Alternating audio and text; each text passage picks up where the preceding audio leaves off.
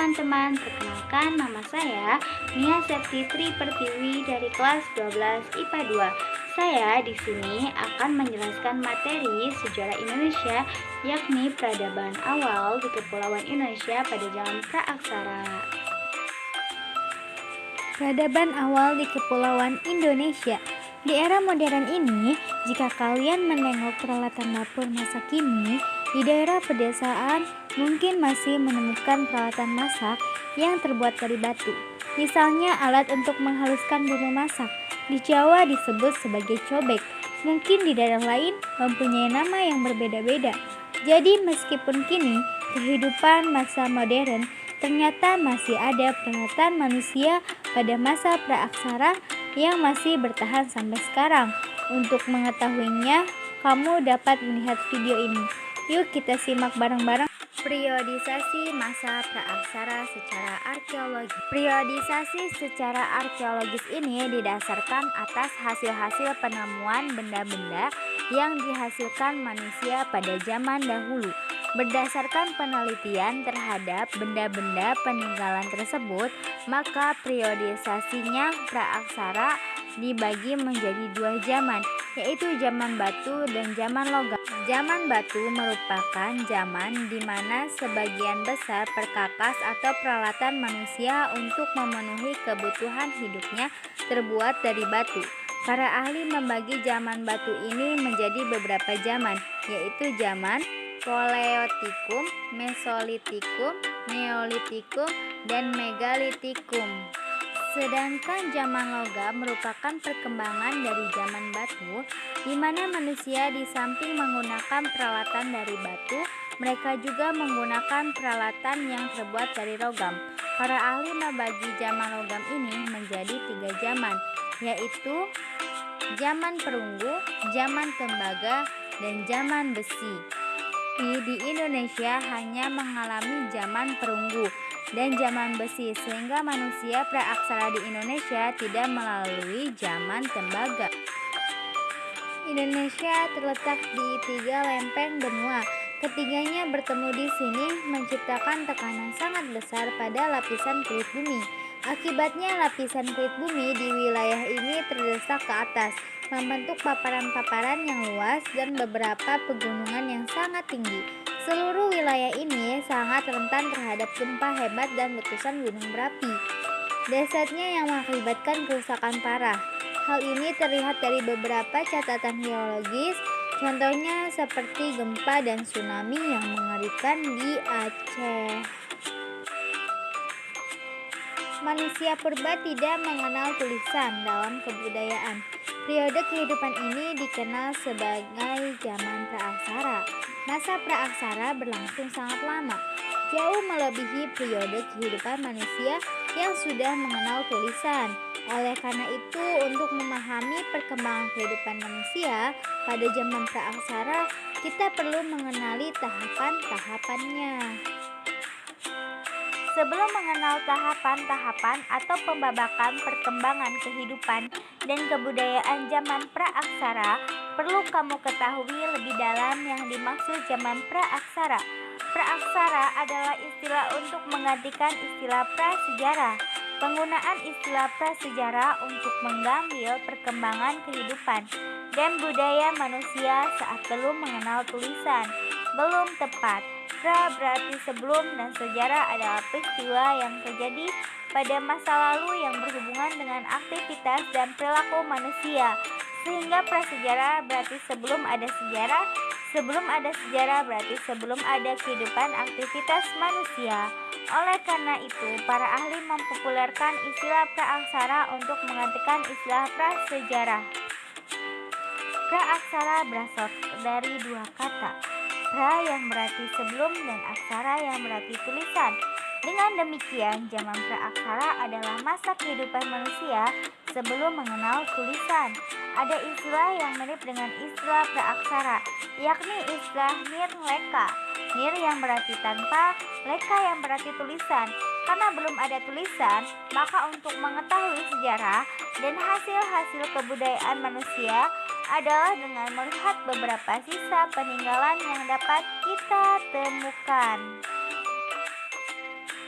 Lalu, kapan sih dimulainya zaman praaksara dan kapan zaman praaksara itu berakhir?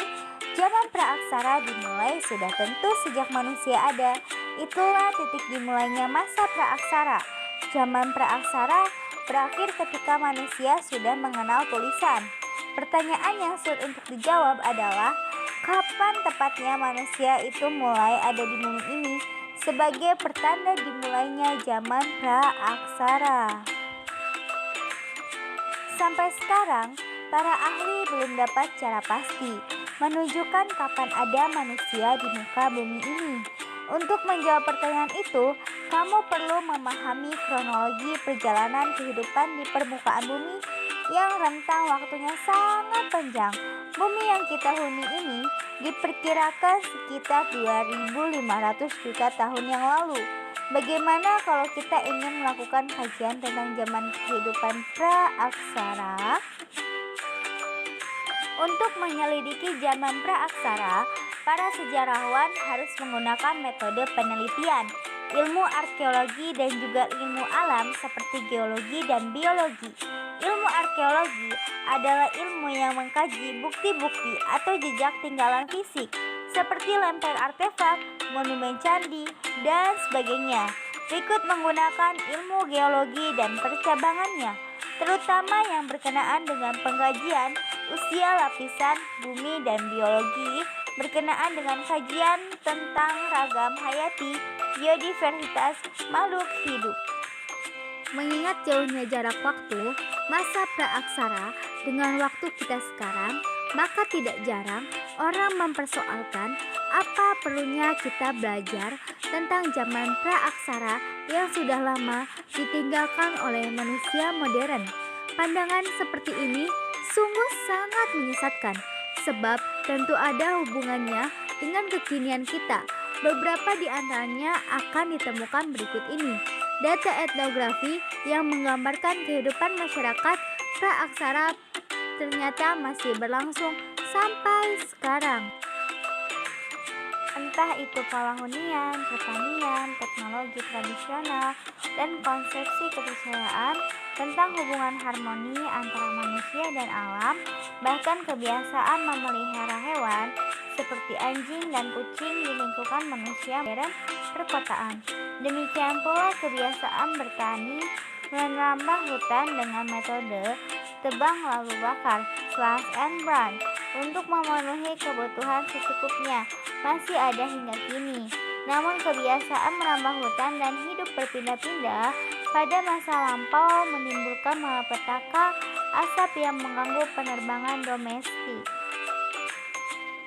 Selain itu juga mengganggu bandara negara tetangga Singapura dan Malaysia seperti yang terjadi akhir-akhir ini. Teknologi manusia modern yang mampu melakukan perambahan hutan secara besar-besaran, entah itu untuk perkebunan atau pertambangan dan permukiman real estate, sehingga menimbulkan malapetaka, kabut asap, dan kerusakan lingkungan. Arti penting dari pembelajaran tentang sejarah kehidupan zaman praaksara pertama-tama adalah kesadaran akan asal-usul manusia. Tumbuhan memiliki akar. Semakin tinggi tumbuhan itu, semakin pula akarnya menghujam ke bumi, hingga tidak mudah tumbang dari terpaan angin, badai, atau bencana alam lainnya. Demikian pula halnya dengan manusia. Semakin berbudaya seseorang atau kelompok masyarakat, semakin besar pula kesadaran kolektifnya terhadap asal-usul dan penghargaan terhadap tradisi. Jika tidak demikian, manusia yang melupakan budaya bangsanya akan mudah terombang-ambing oleh terpaan budaya asing yang lebih kuat, sehingga dengan sendirinya kehilangan identitas diri. Jadi, bangsa yang gampang meninggalkan tradisi nenek moyangnya akan mudah didikte oleh budaya dominan dari luar yang bukan miliknya. Kita bisa belajar banyak dari keberhasilan dan capaian prestasi terbaik dari pendahulu kita. Sebaliknya, kita juga belajar dari kegagalan mereka yang telah menimbulkan malapetaka dari dirinya atau bagi orang banyak. muncul pertanyaan sejak kapan zaman praaksara berakhir. Terkait dengan masa berakhirnya zaman praaksara, masing-masing tempat akan berbeda. Penduduk di Kepulauan Indonesia baru memasuki masa aksara sekitar abad ke-5 M. Hal ini jauh terlambat jika dibandingkan dengan tempat misalnya Mesir dan Mesopotamia yang sudah mengenal tulisan sejak sekitar tahun 3000 SM. Fakta-fakta masa aksara di Kepulauan Indonesia ditemukan dengan temuan prasasti peninggalan kerajaan tua, seperti Kerajaan Kutai di Muara Kaman, Kalimantan Timur.